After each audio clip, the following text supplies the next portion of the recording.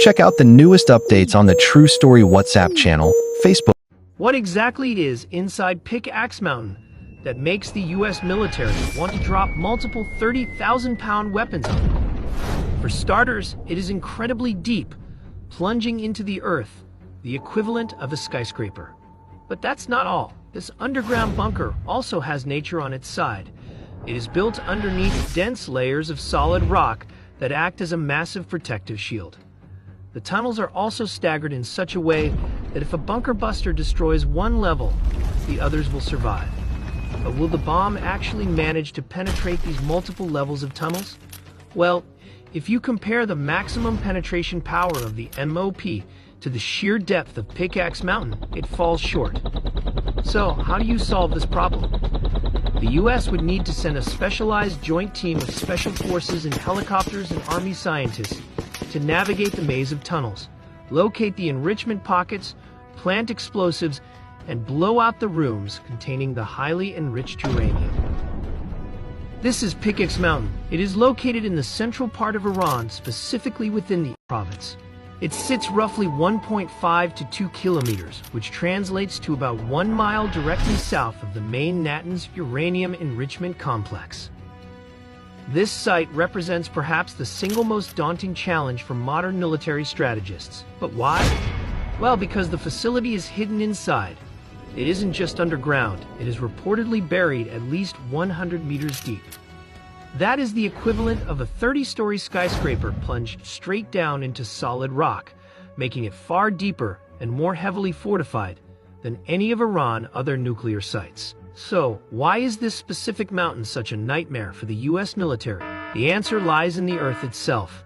As you can see here in the cross-section, there are massive, dense layers of natural rock and compacted soil formations.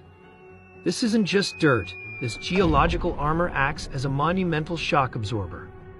It guarantees that the vital nuclear enrichment processes housed below remain completely unfazed by conventional airstrikes or low-caliber munitions.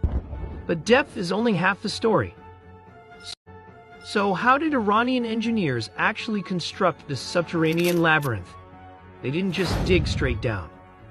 They excavated the mountain using a highly calculated zigzag tunnel network.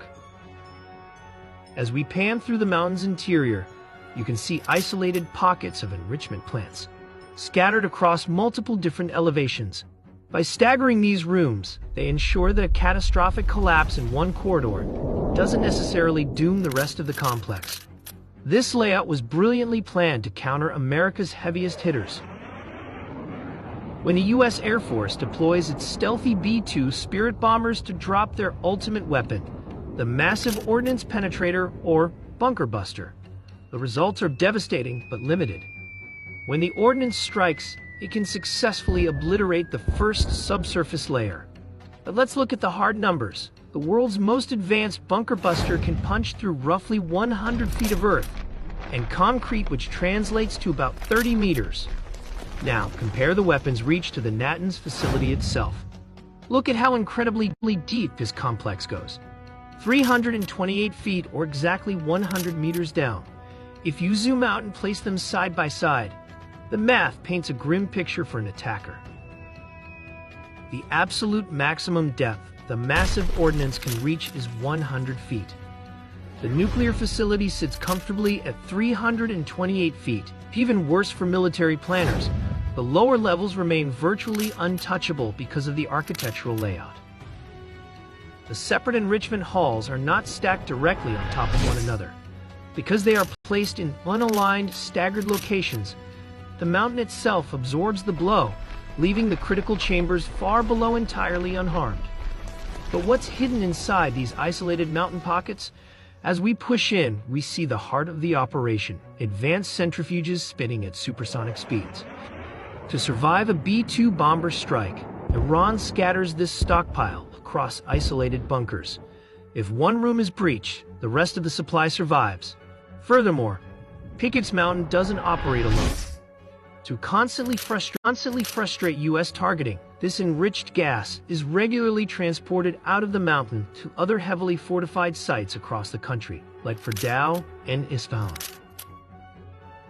But what happens when 30,000-pound bunker busters can't drill deep enough to destroy a facility? The U.S. military turns to its ultimate contingency plan. They don't send a larger bomb, they send ghosts. But Delta forces wouldn't go in alone.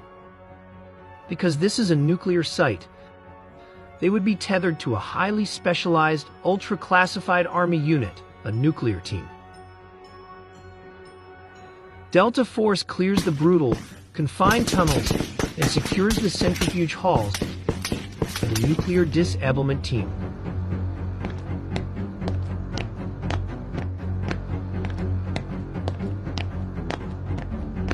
You can't just toss a grenade at centrifuges spinning 60% enriched uranium without risking a radioactive catastrophe.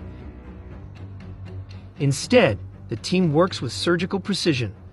They download the facility's encrypted data and plant localized explosives directly onto the sensitive rotors and power relays.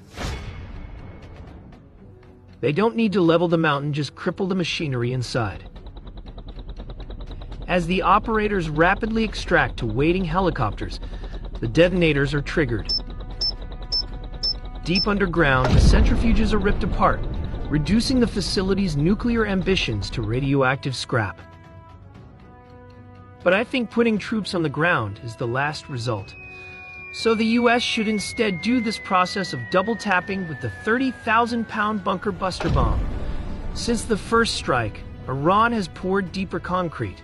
A single bomb might not be enough, so the U.S. Air Force executes a tactic known as double tapping. The first bomber drops a GBU-57 massive ordnance penetrator. It slams into the mountain, blowing open the newly reinforced blast doors.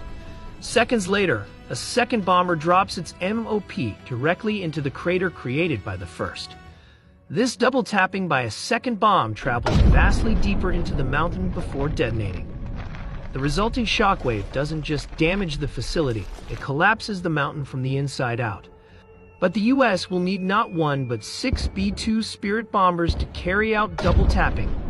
These strikes will have to target the mountain ridge directly above the tunnel network and underground enrichment halls, aiming to penetrate the fortified layers and disrupt Iran nuclear operations.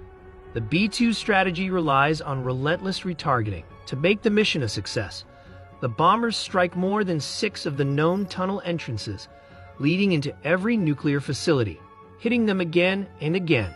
But here is the question. The B-2 Spirits already hit these targets during Operation Midnight Hammer. So why do we need a second strike? The reason is simple. Well, Iran secretly relocated its 400-kilogram stockpile of 60% enriched uranium to an undisclosed location before the U.S. airstrikes on its nuclear facilities. Unusual truck activity at Fordo.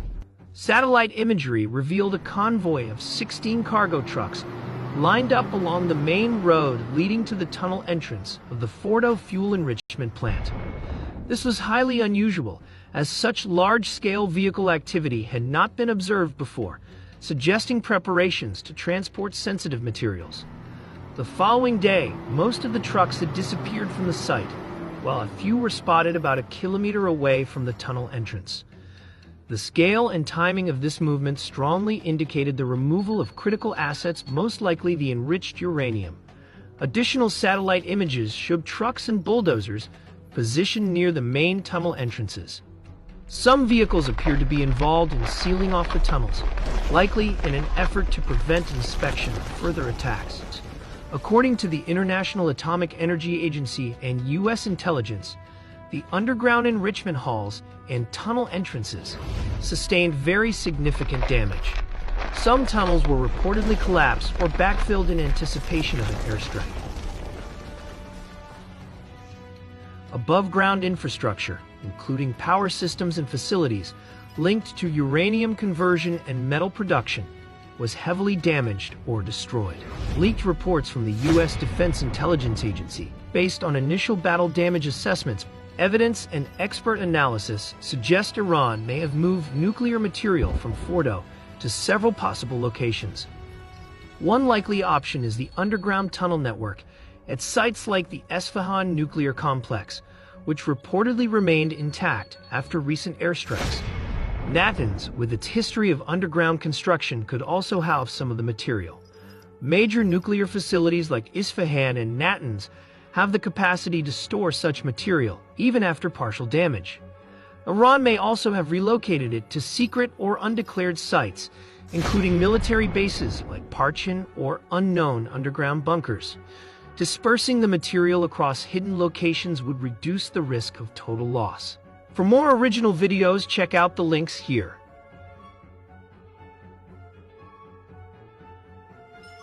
Page, Instagram account, YouTube channel, and TikTok account.